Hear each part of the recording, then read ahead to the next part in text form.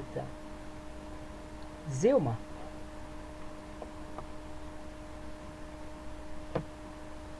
Eu preciso de compartilhar a tela, pessoal, e parece que não está habilitado aqui ainda.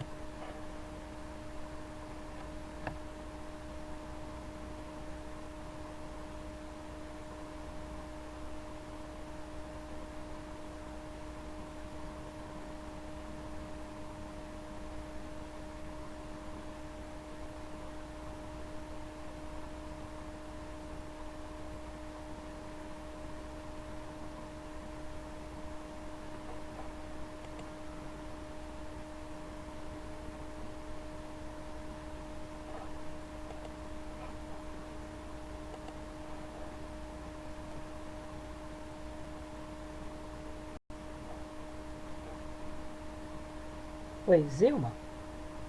Eu preciso de compartilhar a tela e não está habilitada a função. Tá, obrigado.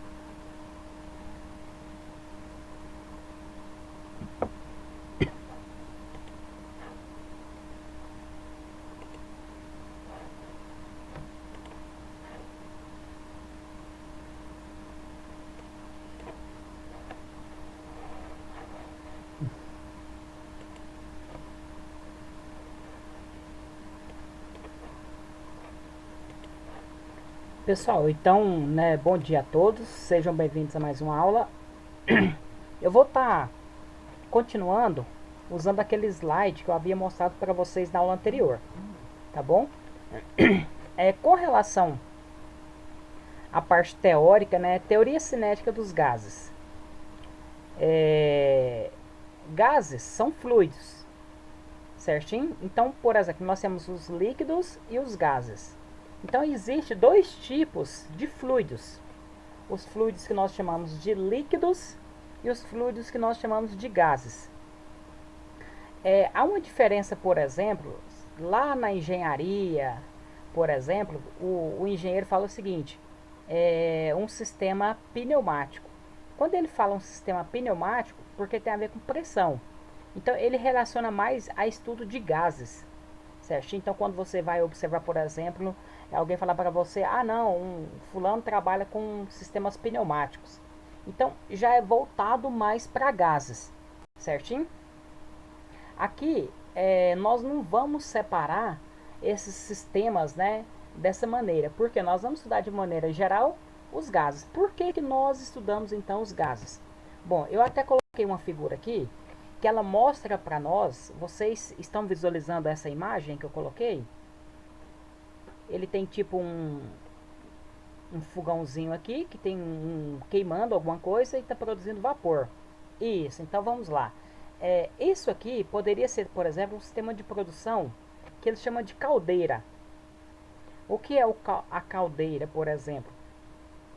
Ele pega uma fonte de combustível fóssil, por exemplo, gasolina, a lenha, carvão mineral, carvão vegetal. Essa parte até que não importa tanto assim pra gente, certinho? Mas o que acontece? Vai retirar energia desse sistema, no qual ele vai, por exemplo, aqui, olha, produzir vapor. Como que ele vai produzir vapor? Por exemplo, aquece a água. Quando nós aquecemos a água e ela passa de 100 graus Celsius, aqui para nós,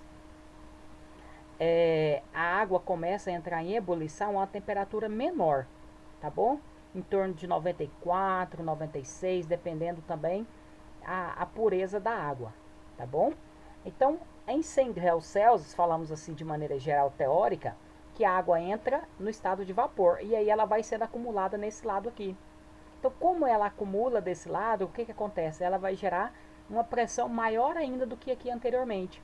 E na hora que você libera ela, o que acontece? Ela vai expandir o vapor, não é isso? Quando o vapor expande, a finalidade, por exemplo, de uma máquina térmica, igual está aqui o desenho, ela faz o que? Ela produz trabalho. Ou seja, na física, trabalho é aplicar uma força e em relação a uma certa distância. Trabalho seria produzir um movimento. Então, nesse sistema aqui mecânico, por exemplo, tem um pistão, que é essa parte aqui, é um cilindro, que é acoplado a um dispositivo que ele vai girar, certinho? basicamente poderíamos pensar assim, como se fosse também, por exemplo, o motor do nosso automóvel. Só porque lá, hoje, nós já não colocamos mais carvão, né? Se você olhar, por exemplo, os carros lá da década de 40, 60, você vai encontrar carros. Eu já vi um vídeo, né, daquele Auto Sport que mostrava uma caminhonete que o rapaz colocava lenha nela para funcionar. Então ela era mais ou menos desse estilo aqui, certinho? Hoje em dia o que acontece? Nós usamos, né, por exemplo, a gasolina, e aí há um bombeamento dela, você joga um jato de gasolina dentro desse cilindro aqui, dessa câmara, certinho? Que é chamado câmara de explosão. E aí tem uma faísca que é produzida por um dispositivo chamado vela, né, que é acoplado. Então o que acontece? A faísca queima, acontece uma explosão que move o cilindro que vai mover, por exemplo, a nossa roda do automóvel, certo? Então basicamente o que eu quero mostrar aqui para vocês é o seguinte, é que nós usamos de princípios de energia térmica, né, que vai produzir energia mecânica, movimento. E essa energia térmica ela é retirada de quê? De um vapor, de um gás. Esse gás nós precisamos entender como que esses gases se comportam na natureza. Então por isso que nós começamos a estudar a teoria cinética dos gases, certinho? Então para depois nós chegarmos aqui e estudarmos as leis que falam sobre esses princípios, né, esses ciclos termodinâmicos que nós estudamos, tá bom? Depois nós fechamos a parte de termodinâmica, estudando os ciclos termodinâmicos. Aí nós estudamos o ciclo de Carnot, ciclo de Otto, aí tem o ciclo de diesel, tá bom? O ciclo de Otto é aquele que nós usamos nos motores hoje a combustão interna, né? Ele tem 4 processos que utiliza em toda essa dinâmica do funcionamento de um motor, tá bom? Mas basicamente o que, que nós fazemos? Nós fornecemos calor, representado pela letra Q, vai produzir trabalho, representado pela letra T, só que um pouco dessa energia ela é desperdiçada. Um pouco dessa energia ela apenas aumenta a energia do sistema que nós temos aqui, que é o que nós chamamos de energia interna, certinho? Que é também um dos princípios que nós utilizamos aqui na termodinâmica. Olha, quando eu coloquei aqui para vocês, energia cinética, a energia cinética nós vamos calcular basicamente a energia interna de um sistema. Então, por exemplo, como que nós calculamos a energia que contém lá dentro de um sistema, como aquele da figura que eu mostrei aqui para vocês, a energia que contém isso aqui, certinho? Então, nós temos algumas características que nós precisamos de analisar com relação a esses gases, tudo bem? Então, por isso que nós começamos, né, os nossos estudos falando sobre os gases. Nos gases, nós vamos relacionar as características que nós temos com relação a ele. Por exemplo, quando eu pego um gás e coloco dentro de um recipiente, por exemplo, o gás oxigênio, eu pego um balão, sopro dentro dele e amarro ele. Quando eu sopro um balão, coloco uma determinada quantidade de gás lá dentro, as partículas do gás elas vão bater na parede do balão. Elas vão bater na parede do balão e vai produzir ali uma determinada pressão, certinho? Então o que, que acontece? Se eu pudesse pegar aquele balão, por exemplo, e colocar no sol, para ele não queimar, né? Se eu colocasse no fogo, ele iria explodir. Mas iria explodir não, iria vazar o gás, né? Ou causar uma explosão ou não, dependendo do tipo de gás que está lá dentro. Se é inflamável ou não, tá bom? Mas o que acontece? Se eu colocasse ele no sol, eu iria aumentar a temperatura daquele gás. Se eu aumento a temperatura, as moléculas vão agitar mais rápido, ou seja, elas vão ter velocidade maior, então vai bater mais uma partícula na outra. Então, como vai bater mais uma partícula na outra, esse grau de agitação, ele vai definir para nós essa propriedade que nós chamamos de temperatura. Então, quanto maior o grau de agitação das moléculas, maior será a temperatura. Então, quando nós colocamos um gás, sim?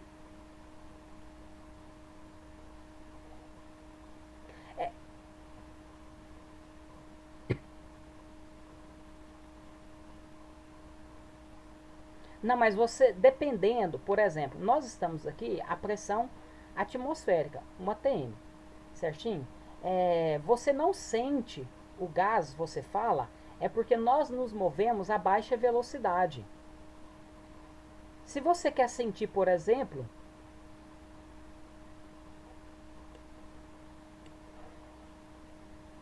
isso, como elas são muito pequenas, elas têm pouco momento, pouca energia, é isso que eu queria chegar. Por exemplo,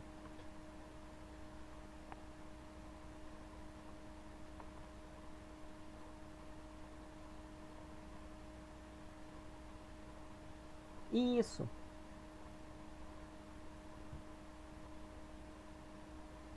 Agora,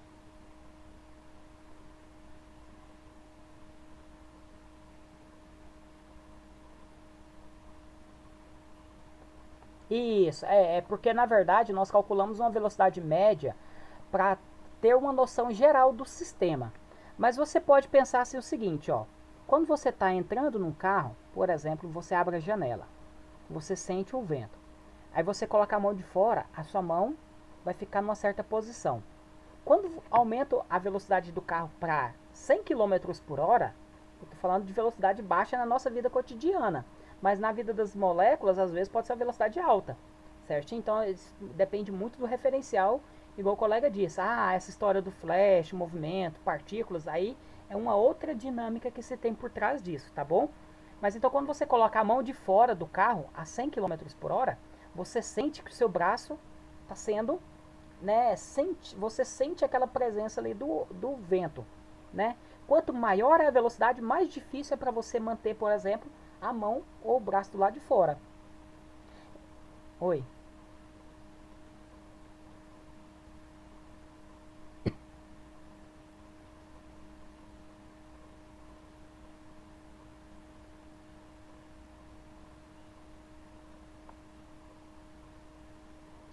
Mas então, aí o que acontece? Fala-se que quando a matéria é acelerada na velocidade da luz, a massa acontece o que você está falando, né? Ela perde essa ligação iônica que acontece entre as partículas.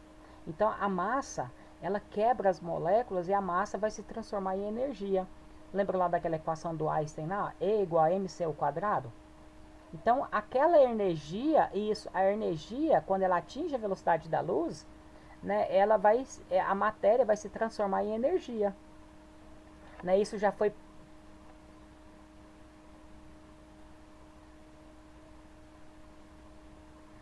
assim.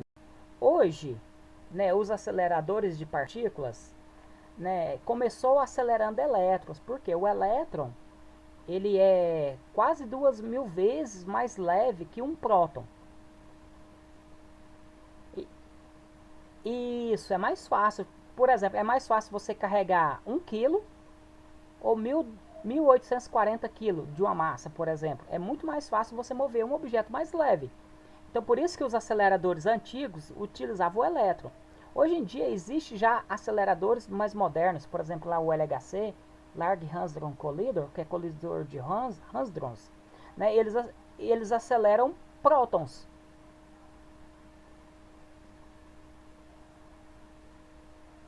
Isso, é porque eles pegam, por exemplo, por exemplo, eles pegam o átomo de hidrogênio. O hidrogênio tem um próton, né, no seu núcleo.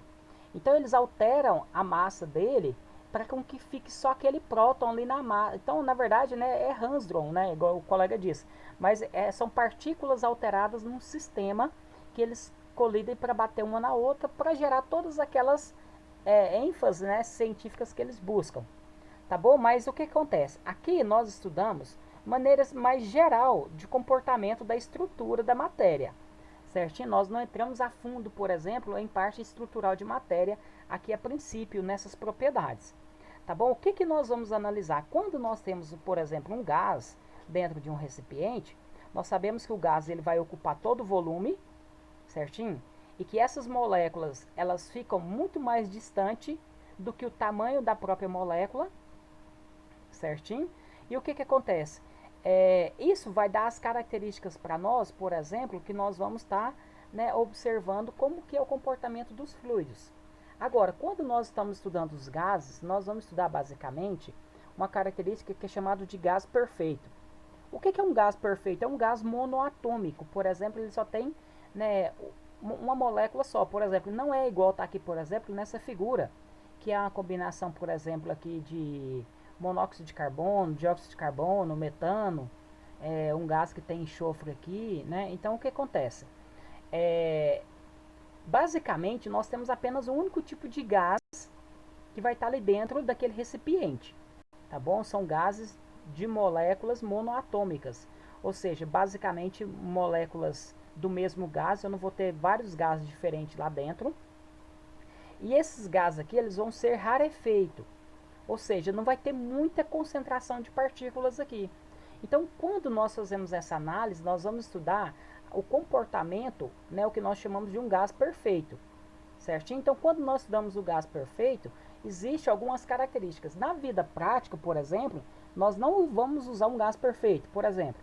Mas o que acontece? A partir da fórmula que nós estudamos, da propriedade mais simples, nós podemos retirar as propriedades mais complexas. Então, um outro exemplo. Quando você estuda lá no primeiro ano movimento uniformemente variado, como aceleração constante, sabemos que a aceleração constante, por exemplo, seria apenas quando você abandona um objeto próximo da superfície da Terra. Agora, um carro acelerando, ele não tem aceleração constante, mas você calcula, né, igual o colega disse, uma média. Então, nós calculamos uma aceleração média que representa o comportamento daquele movimento. Aqui também nós vamos, né, por exemplo, pressão. Há uma diferença de pressão, por exemplo, quando você coloca o gás dentro de um recipiente. Em determinados pontos pode acontecer pressão diferente devido às colisões acontecerem de maneira caótica. Você não controla essas colisões entre as moléculas. Então pode ser que em um determinado ponto naquele momento está havendo mais colisões que em outro. Ou seja, por exemplo, as partículas estão batendo mais na parede do lado direito do que o lado esquerdo. Então é uma pressão maior. Então o que acontece? Nós fazemos uma média dessas propriedades. Então, existe 3 parâmetros aqui que nós analisamos, por exemplo, quando nós temos um gás dentro de um recipiente. Nós analisamos a pressão, o volume e a temperatura. Essas propriedades, né, são chamados parâmetros do estado de um gás. O que é o estado? É o qual ele se encontra. Ele, por exemplo, coloquei um gás dentro de um recipiente. Ele vai ter uma determinada pressão, um determinado volume e uma determinada temperatura. Tá bom? Lembrando, pessoal, que aqui nós usamos medir temperatura na escala absoluta, tá bom? Que é a escala em Kelvin, tá bom? Então aí nós temos que fazer essas mudanças para a escala Kelvin para resolver os exercícios. Então o que nós fazemos? Por exemplo, lembra lá do pistão lá do motor? O pistão do motor, ele é um êmbolo, né, que nós chamamos aqui de êmbolo a princípio, que ele sobe e desce. Mas ele vai subir e descer através de quê? Através da reação das partículas do gás que está aqui dentro. Por exemplo, se nesse ponto aqui tem uma alta pressão, e esse êmbolo aqui, esse pistãozinho, pode mover-se sem atrito, né? É lógico que quando você abandona ele, tira alguma coisa que está segurando ele vai subir. Ele vai subir, ele vai produzir movimento, vai realizar trabalho.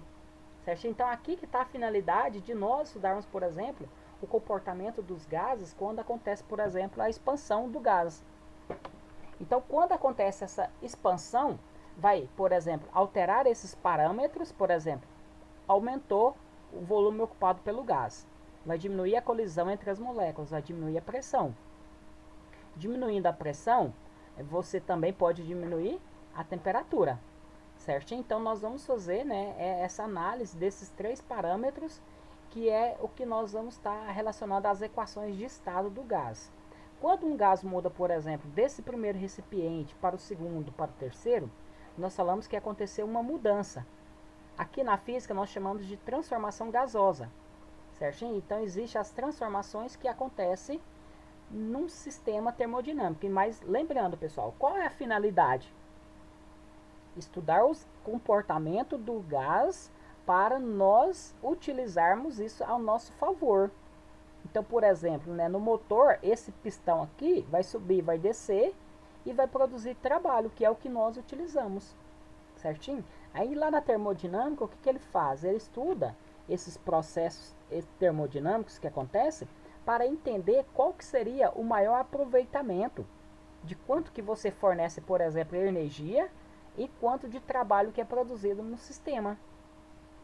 Então essa que seria a finalidade, né, inicial aqui para nós, entender o comportamento dos gases e chegar lá, tudo bem? Então essa que é uma das características. Então o que acontece? Através das leis de Newton, nós vamos encontrar uma relação que nós não vamos deduzir essas fórmulas, tá bom? Para uma pressão média que acontece dentro do recipiente que contém os gases. Quando eu quero analisar, sim? Pode falar.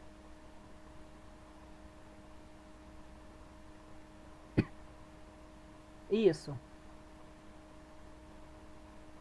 Isso, mas essa fórmula eu só vou usar ela quando eu tenho a massa do gás que foi colocado lá dentro, a velocidade das partículas e o volume do gás. Essa fórmula aqui eu vou usar ela quando eu tenho essas características. Mas aí, por exemplo, você vai me falar: ah, professor, a velocidade é bem difícil de encontrar dessas partículas. Então essa fórmula aqui ela é mais difícil de usar na nossa vida cotidiana. Entenderam? A massa é fácil. Você pega o recipiente, coloca na balança, mede e subtrai a massa do recipiente. Pronto, você tem. O volume do recipiente você calcula. Se é um objeto cúbico, você calcula o volume de um cubo, base vezes altura vezes largura. Se é um recipiente cilíndrico, você calcula a área da base, πr ao quadrado, vezes h, você calcula a área do cilindro. Beleza. Volume não é complicado o cálculo a princípio, né, quando nós temos volumes regulares. Agora, o mais difícil aqui para nós, por exemplo, seria encontrar a velocidade. Então essa fórmula, né, ela é uma fórmula mais teórica, tá, para nós encontrarmos. Tá bom? Porque é difícil de você ter na prática, por exemplo, um sistema desse. Então o que você faz? Você troca esses parâmetros aqui por outros parâmetros. Por exemplo, é muito mais fácil eu medir temperatura. Então aí você vai trocar isso aqui pela medida de temperatura, essa relação. Tudo bem? Então nós temos outras equações que nós podemos utilizar que encontram esses parâmetros aqui. Pressão, volume e no caso entra a temperatura, ao invés de você preocupar com a velocidade das moléculas. Tudo bem? Então eu estava falando para vocês sobre esse gás ideal, né, que é o que nós estudamos. Então o que acontece? Tem um cientista, né, aqui está Clapeyron, que é o sobrenome dele, ele encontrou o seguinte, tá vendo aqui? PV igual a nRT. Esse N é o número de mols, que é a massa dividido pela massa molar, tá bom? É o que é a massa molar? Por exemplo, nós, né, temos lá na tabela periódica a massa molar das substâncias que nós temos, que ou seja, que é o peso a partir das moléculas que cada material tem, certinho? Mas o que nós vamos observar é o seguinte, que vou voltar aqui no desenho. Quando você pega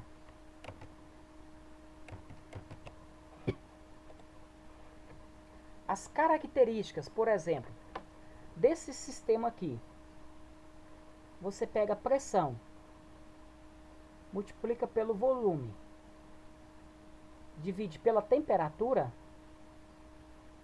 esse valor vai ser exatamente quando você pega a pressão nesse outro ponto, vezes o volume, divide pela temperatura. Isso aqui vale para qualquer gás dentro das condições de gás ideal. Certinho? Só que isso aqui vale, por exemplo, para gás hidrogênio? Vale. Para gás oxigênio? Vale. Isso aqui vai encontrar um número constante, que ele chamou de R. Certo? Isso, que é a constante dos gases. Só que o que acontece?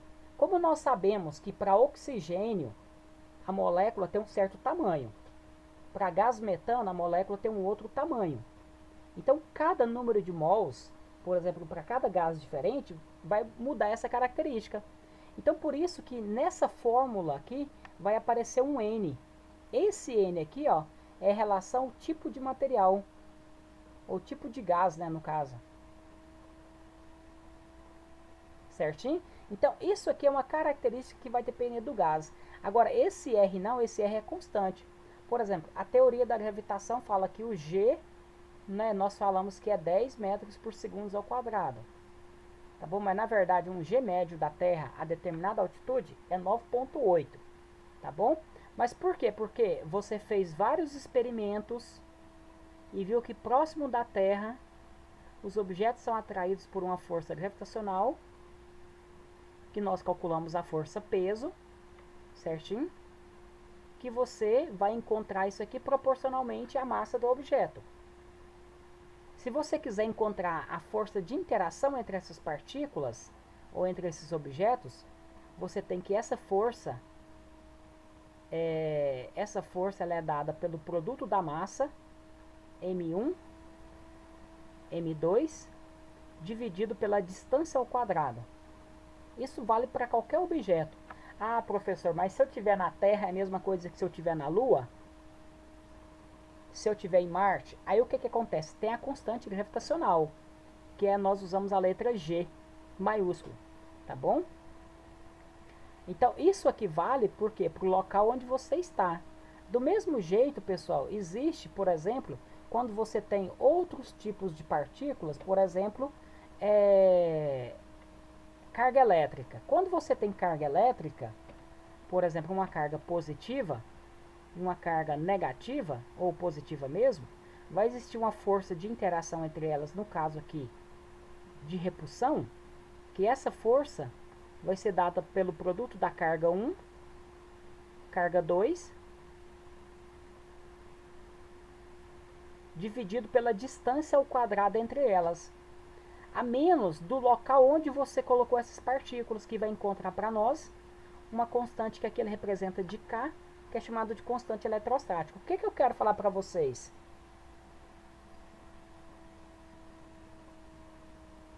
Isso. Então o que acontece? Essa fórmula aqui mesmo, ela foi retirada lá da fórmula da teoria da gravitação, porque eles viram que essa seria o comportamento do sistema.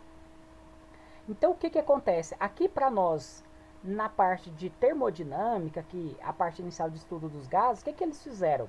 Eles viram que quando você pega um sistema aqui que contém um gás, mede a pressão, multiplica pelo volume, divide pela temperatura, quando você faz isso, muda, transforma esse estado aqui para outro estado, e aí você pega, por exemplo, aqui o P2, o V2 e divide pelo T2, você vai encontrar que vai dar um mesmo valor proporcional àquele anteriormente. Então, se você pega, por exemplo, gás de hidrogênio, calcula a pressão 1, volume 1 e mede a temperatura 1, supondo que deu 5, quando você faz isso aqui do mesmo jeito, quando aconteceu a transformação, pega o P2 vezes o V2, nessa ordem, tá bom? Não pode ser ordem contrária, porque não vai dar o mesmo número. Você divide pelo T2, que é a temperatura que você mediu aqui com o termômetro, certinho? Vai dar o mesmo número lá, 5, por exemplo, que eu estou dando aqui o número, tá bom? Esse número não vai ser 5, mas vai ser um número proporcional a isso, tá bom? Então, isso vai acontecer para qualquer gás perfeito, vocês entenderam? Então, o que acontece? Eles chamam isso aqui de constante universal dos gases, que até o colega já disse o nome dela aqui hoje, certinho? Então, entenderam que essas transformações, elas vão gerar isso para nós, alguns parâmetros que nós podemos estudar relacionado a essas características, tá bom? Então, quando nós fazemos isso, nós vamos estar analisando essas características e aí vai surgir para nós essa equação aqui, ó, que é chamado de equação de Clapeyron.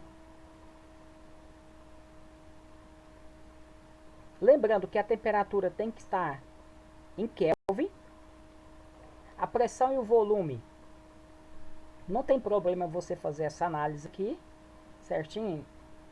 É tranquilo. O que vai mudar, por exemplo, é quando você pega a pressão e o volume, aí você vai mudar, por exemplo, a unidade de velocidade, que, por exemplo, ao invés de usar metros por segundo, quilômetros por hora, aí você vai ter que analisar para encontrar qual seria o parâmetro. Mas quando você usa essas características aqui, não tem problema. Tem alguns problemas quando você usa essa fórmula, quando você faz a análise, dependendo dessa constante que você está usando. Por exemplo, nós temos a pressão multiplicado pelo volume, não é isso? É o seguinte, existem alguns padrões que nós vamos estar usando. Por exemplo, se você usar essa pressão aqui medida numa unidade chamada de PA, PA que é a abreviação de Pascal. Isso aqui é no sistema internacional, tá bom? No sistema internacional, Pascal vem lá da definição de pressão, lá da mecânica que nós usamos, que pressão é a força dividido pela área. Se força no sistema internacional medida em Newton, distância em metros, área em metros quadrados, estão entendendo aqui, olha? Então eu vou medir pressão em newtons por metro quadrado no sistema internacional. Ao invés de colocar newton por metro quadrado, nós colocamos apenas PA, que é em homenagem a um outro cientista que tem sobrenome de Pascal, tá bom? Do mesmo jeito que nós medimos força em newton, né? Na verdade, o newton é só o nome de uma pessoa que nós damos. Mas quando você vai medir força, você usa a unidade de massa vezes a unidade de aceleração, que seria quilograma vezes metros por segundos ao quadrado. Essa aqui é a verdadeira unidade de força. Só que para não ficar colocando isso em homenagem a Isaac Newton, coloca a letra do nome dele, Newton, maiúsculo, tá bom?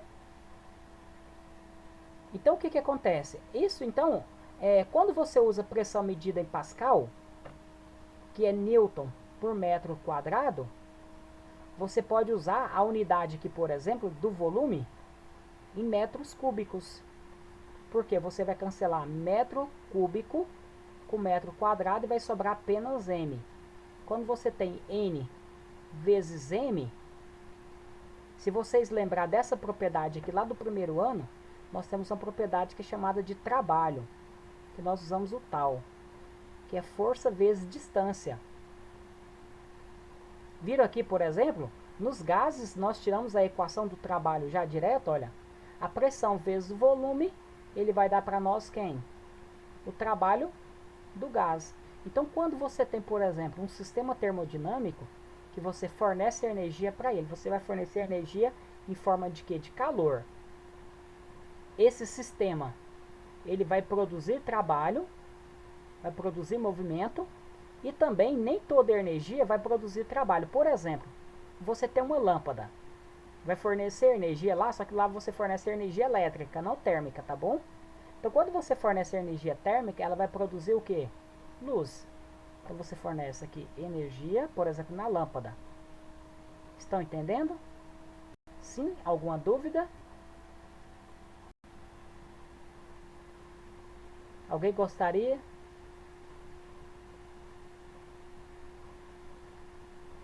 Isso. Ah, aqui você entendeu, do Pascal. Ah, mais ou menos. Não, é porque assim, ó. Por que, que eu cheguei nessas unidades aqui mostrando para vocês? Porque lembra lá da nossa finalidade? Não é produzir trabalho no sistema, ou seja, é tirar algum proveito de alguma situação. Não adianta nada, por exemplo, eu apenas aquecer um sistema se ele não vai produzir trabalho para mim. Por exemplo, teria alguma finalidade, por exemplo, eu usar uma geladeira que não gela? Teria alguma finalidade, por exemplo, eu usar um carro que não move? Então, para mim usar o carro, eu tenho que fazer o quê? Colocar combustível nele, não tem? Tipo assim, fora outras coisas que existem. Mas, por exemplo, ele tem que colocar combustível. Quando eu coloco combustível, o que, que acontece lá? Quando eu coloco gasolina, no final de tudo, sobra gasolina para mim novamente? Não, né? Então, quando eu coloco gasolina, a gasolina vai acontecer o quê? A queima, não é isso? Vai acontecer a queima, o que, que vai acontecer? Vai produzir um movimento, não é isso? Então, quando ele produz um movimento, a queima de quem? Do combustível. Então, quando há uma variação de temperatura, ele vai produzir o que? Trabalho. Mas todo a queima que acontece, toda a energia que é liberada vai produzir trabalho para mim? Não vai, né? Um pouco vai ser desperdiçado. Por que eu sei que vai ser desperdiçado? Por exemplo, no motor não produz ruído? Produz, não produz? Então produz energia sonora. O motor, ele muda a sua temperatura? Por exemplo, ele esquenta? Sim, não esquenta? Então, se esse motor esquenta, ele também, além de produzir o trabalho que é a finalidade principal dele, ele variou a energia do sistema, que nós chamamos de delta U. Isso aqui, depois eu vou estar falando para vocês, que isso aqui é a primeira lei da termodinâmica. Certinho? Então, olha, só voltando o caso da lâmpada aqui. A lâmpada nós vamos fornecer energia, só que na forma elétrica, tá bom? Energia na forma elétrica para quem? Para a lâmpada. Por exemplo, desenhar aqui a lâmpada lá de Thomas Edison, que é aquela lâmpada da resistência lá que esquenta. Então, por exemplo, quando eu coloco energia elétrica aqui na lâmpada, o que ela vai produzir para nós aqui? Luz. Para transformar energia elétrica em luz, o que aconteceu? Realizou trabalho. Só que essa lâmpada também esquentou, não esquentou? Aumentou a temperatura, por exemplo, quando ela foi ligada. Variou o que? A energia que tinha no sistema. Ele tinha uma determinada energia e aumentou a energia dele. Então, o que acontece? Isso aqui, né, é a nossa finalidade da lâmpada, mas parte dessa energia ela é desperdiçada aqui no sistema, por exemplo, aquecendo. Então, nem sempre toda a energia que eu forneço eu vou conseguir produzir trabalho. Então, por isso que muita gente fala que eu posso tirar energia do nada, eu posso fazer um sistema perpétuo, por exemplo, um motor perpétuo. E isso, ela é conservada. Então, por exemplo, quando você vê lá as pessoas produzindo um motor que funciona sem energia para o resto da vida, isso é mentira, ele vai tirar energia de alguma coisa, certinho? Por exemplo, mas que usa imã. Por exemplo, no imã tem a.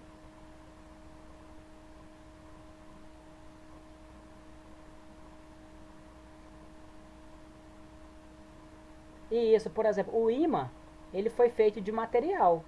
Para você fazer as coisas, você não gasta energia para fazer. Quando você faz ele, você acumula energia no imã. Então o imã,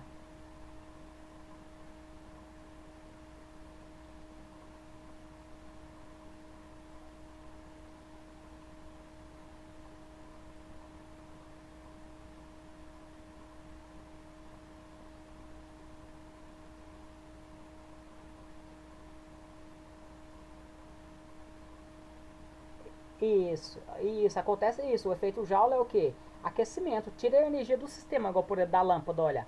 Aconteceu o efeito Joule aqui, que aqueceu a lâmpada. Eu não estava dando nome às propriedades, mas porque quando você aquece, você tira a energia do sistema para produzir trabalho. Então, basicamente, aquele sistema perpétuo ali não existe isso. Vai tirar a energia de alguma coisa.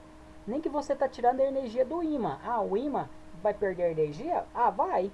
Se você ficar com o ímã milhões de anos, ele vai perder aquela propriedade magnética dele. Por quê? Porque vai acontecer corrosão das partículas, porque sabemos que o ímã ele é um óxido de ferro, né? Que ele tem uma forma molecular específica, que se ele perder um elétron, perder dois elétrons, ou perder um átomo, por exemplo, de oxigênio, ele vai deixar de ser o ímã naquela qualidade que ele tem. Então, assim, não é que você consegue ter uma coisa perpétua, você consegue ter um sistema com a maior eficiência. Certinho? Agora vamos voltar aqui. Então, por que eu comecei falando desse aqui para vocês? Porque lá na equação de Clapeyron, a ideia principal é o que? Produzir movimento no sistema. Então, quando nós multiplicamos a pressão pelo volume, nós temos, né, o parâmetro aqui de trabalho do sistema. Esse trabalho vai ser igual a temperatura, que estava dividindo, passou multiplicando, o R vezes o N, que depende do número de mols, ou seja, de quantidade. Esse N lá na química o professor define que é a massa dividido pela massa molar. Às vezes lá ele coloca MM embaixo, tá bom? Para vocês. Aqui na física geralmente eles colocam M minúsculo para massa e o M maiúsculo para massa molar. A massa molar, não sei se vocês já viram na química. Por exemplo, assim, A massa molar do hidrogênio é 1. Do oxigênio, se não me engano, é 16 gramas por mol.